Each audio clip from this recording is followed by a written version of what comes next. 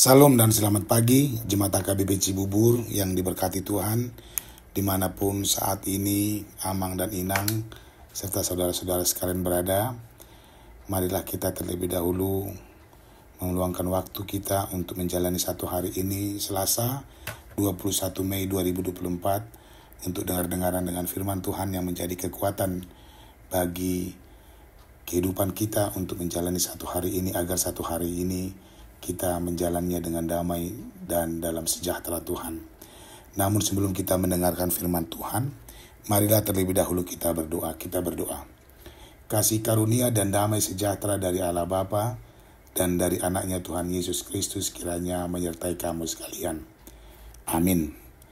Sesuai dengan Almanak KKBP, firman Tuhan yang menjadi renungan kita diambil dari Injil Lukas pasal 10 ayat yang kelima, tertulis demikian. Kalau kamu memasuki suatu rumah, katakanlah lebih dahulu, damai sejahtera bagi rumah ini. Demikian firman Tuhan. Jadilah pembawa damai. Bapak, Ibu, dan saudara-saudara yang dikasihi Tuhan Yesus, firman Tuhan hari ini adalah bagian dari perkataan Tuhan Yesus saat dia mengutus 70 muridnya yang lain ke berbagai kota.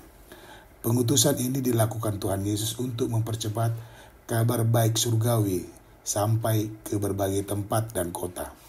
Namun anehnya mereka yang 70 orang itu tidak dibekali dengan apapun. Bahkan mereka dikatakan diutus seperti anak domba ke tengah-tengah serigala. Dengan alasan tuayan memang banyak tapi pekerja sedikit. Jika ada butuh, mintalah kepada Tuhan yang empunya tuayan.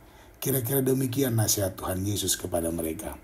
Ternyata benar, mereka yang 70 murid itu dilarang membawa bekal, kasut, dan perlengkapan lainnya.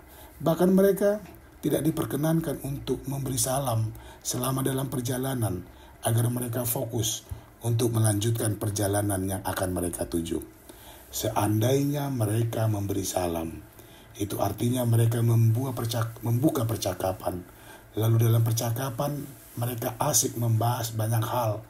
Lalu akhirnya tujuan perjalanan tidak akan terpenuhi. Kalau tentang itu boleh kita terima. Tapi bagaimana jika mereka haus dan lapar atau ingin istirahat saat malam tiba? Rupa-rupanya Tuhan Yesus membekali mereka dengan sapaan rohani yang penuh makna. Yesus mengingatkan, kalau kamu memasuki suatu rumah, katakanlah lebih dahulu, damai sejahtera bagi rumah ini.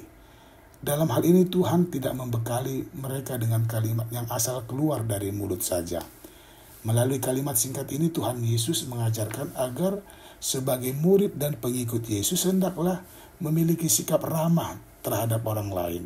Para murid hendaklah sadar bahwa mereka yang diutus Tuhan untuk misi dan tujuan kerajaan Allah, bukan karena tujuan atau misi pribadi pun kelompok atau golongan. Para murid juga harus menyadari bahwa kehadiran mereka dimanapun haruslah menghadirkan shalom, salam sejahtera, bukan sebaliknya. Jemaat Tuhan yang baik, sering melalui renungan harian gereja kita, ini diperdengarkan bahwa kekristenan itu adalah panggilan Tuhan, bukan pilihan. Agama atau menjadi pengikut Kristus, Kristen, bukan pilihan. Kita dipanggil untuk menjadi pribadi yang setia dan taat, melakukan kehendak dan keinginan Tuhan. Tidak ada waktu untuk membantah atau menolak. Ingat cerita Yunus? Dengan kemampuan pikirannya, Yunus berusaha untuk lari dan mengelabui Tuhan, walaupun tidak ada perdebatan. Apa yang terjadi dengan Yunus? Dia harus menginap 3 hari di perut ikan, dan sebelumnya dia dan banyak orang di kapal itu terlebih dahulu terombang-ambing. Bersediakah kita seperti Yunus? Berbeda dengan Paulus yang walaupun menderita, tapi dia tetap melakukan tugasnya semampu dan sebisanya. Jika kita sadar bahwa kita adalah umat dan pengikut Tuhan, apa yang diperintahkan, berusahalah untuk melakukannya. Seperti murid yang 70 orang dalam perikop ini. Mereka tidak membantah, tapi mereka berusaha untuk mengimani setiap perkataan atau nasihat Tuhan Yesus saat itu. Dengan semangat yang penuh keyakinan dan mengamini perkataan Yesus, tidak ada keraguan bagi mereka untuk melaksanakan tugas dan tanggung jawab itu dengan sepenuh hati. Demikianlah kita saat ini. Mungkin keadaan kita saat ini sudah lebih baik dibanding dengan keadaan dari 70 orang murid Yesus kala itu. Saat ini kita sudah memiliki fasilitas dan kesempatan yang lebih terbuka untuk menyatakan damai sejahtera.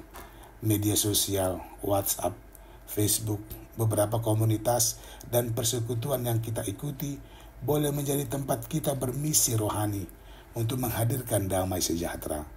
So, jadilah pembawa damai sejahtera dimanapun kita berada. Tidak perlu orang tahu, yang penting kita mau menjadi pembawa damainya. Amin.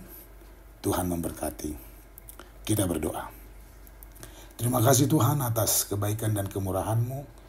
Pagi ini aku sungguh merasa bersyukur karena Engkau masih memberi kesempatan bagiku untuk menikmati hari ini. Ya Bapa, mampukanlah hidupku membawa damai-Mu kepada siapapun. Amin. Selamat beraktivitas sama Inang.